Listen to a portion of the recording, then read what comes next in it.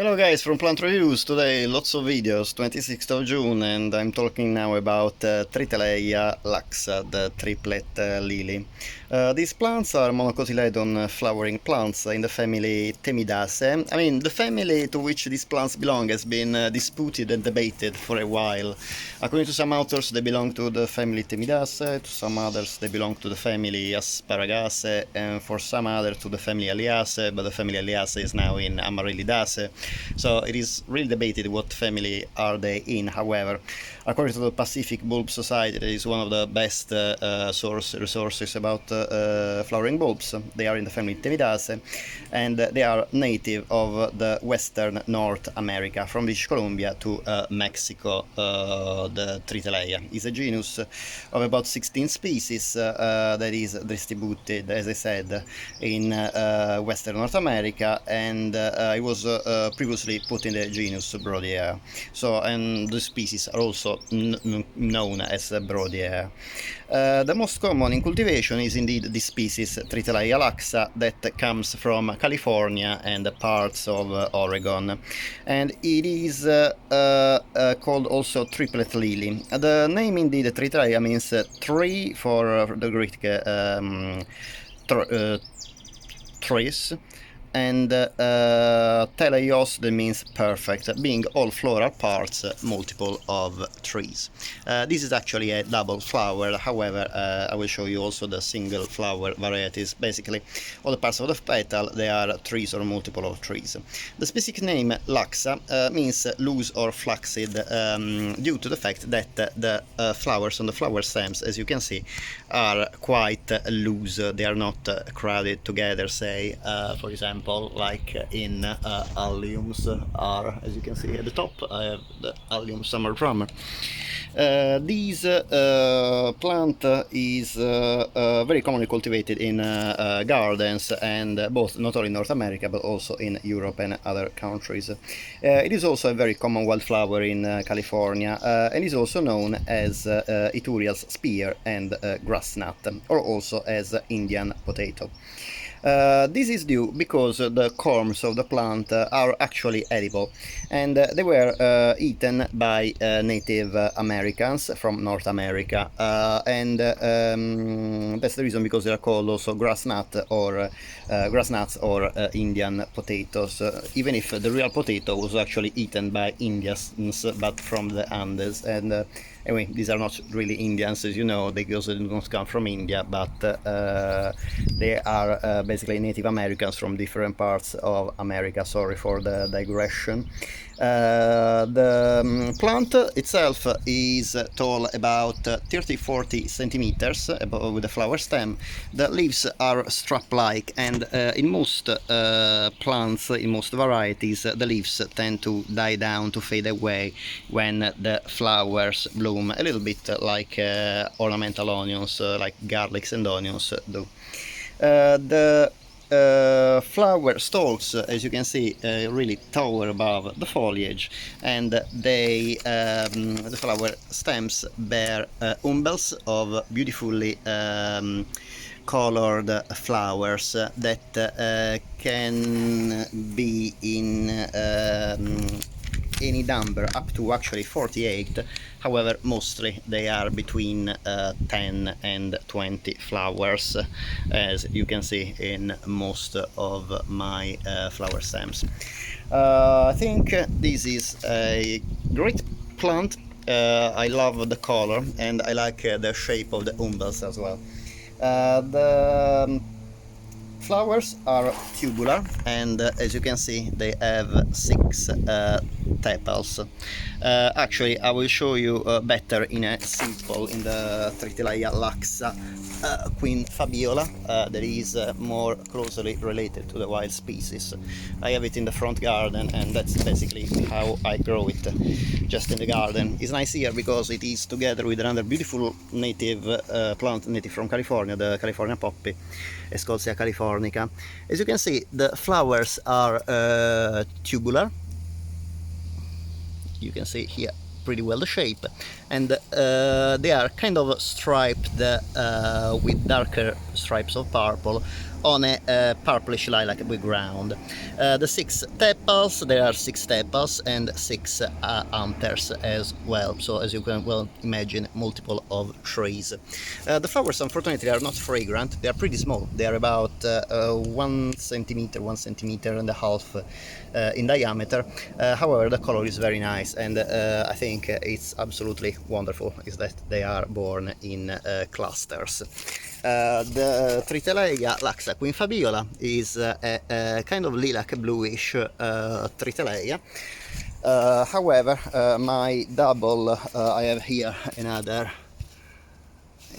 plant of quinfabiola. You can see the beautiful shape of the flower, and the anthers also are blue.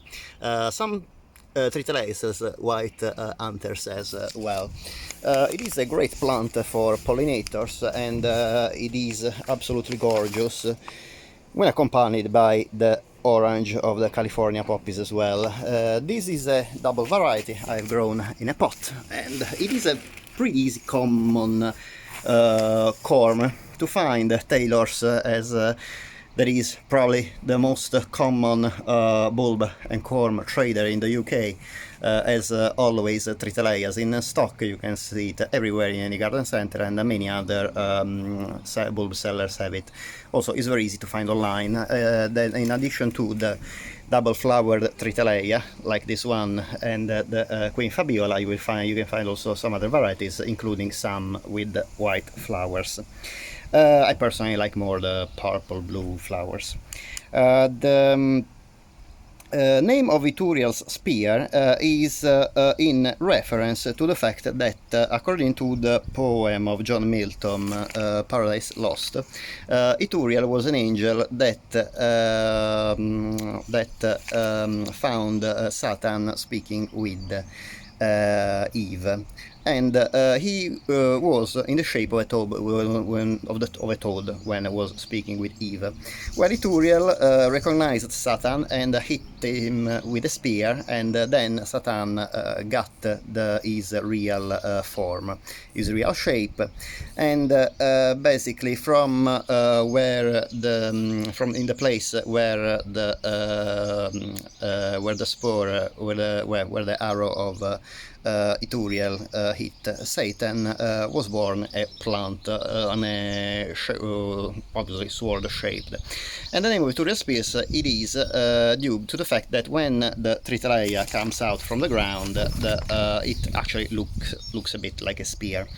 The plant is also, as I said, edible. However, remember that it's not recommendable to eat bulbs that are grown as ornamental or traded as ornamental, because they might have been treated with chemicals or pesticides that are not approved for human consumption. So one thing is if you find the plant in the wild, another thing is that when you find it in garden centers, when it is not specifically said that you can eat the plant.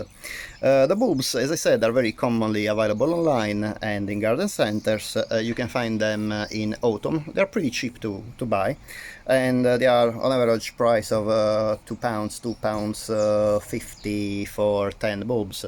Obviously, it's such a common plant that you find Triteleias quite often also on the clearance sales at the end of the year, about November, December. So if you are unsure to keep it, or you just want to try but maybe not, I would say just leave it until the end of the year. You might find an easy a good deal, or otherwise buy a few bulbs at the start of the season if you don't want to run out. You want absolutely cultivate this plant, and then if there is any more available when in the clearance seasons, you just buy a few more to put it in the garden. I think it's an absolutely gorgeous plant to put in the garden, loved by pollinators. I love the bright blue colors, and obviously people that want to set a garden in pastel and blue tones will absolutely, well, more than pastel, in blue tones, because I think the color is very nice and intense in the flower. Will absolutely love the Triteleia. The bookworms need to be planted about 5-8 centimeters underground, and as you can see, they really thrive in full sun and well-drained soil. The plant will die down after flowering, so it's better to keep it with the other perennials that can cover the plant, the bare area that will leave the plant after flowering. And I really think that together with the California poppy is a great combination, because they do not only come from the same environment, and they share obviously the same needs, full sun and well-drained soil, but also the combination of colors between purple and orange is absolutely stunning. About the corms, some of the Triteleia, these are fully hardy, so you can leave the corms in the garden underground, then they will grow for years afterwards.